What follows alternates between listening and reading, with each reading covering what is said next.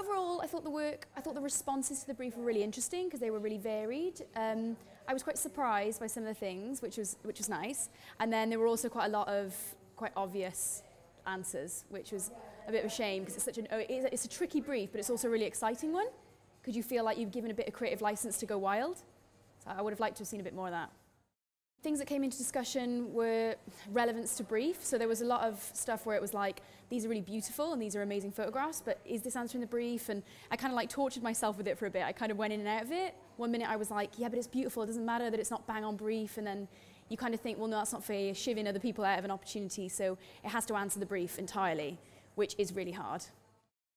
Okay, so advice would be to just keep rereading the brief, to not think about ID as a brand. It's kind of this is the same with all New Blood briefs, I suppose, but try not to think about the brand and think about what you can offer it.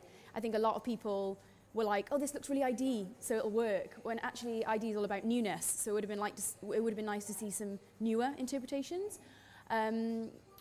Things to consider is how they hang as a 3, whether your subject matter is new and interesting. Like some of the ones that stood out were like these weird little niche subcultures where I felt like I was learning something.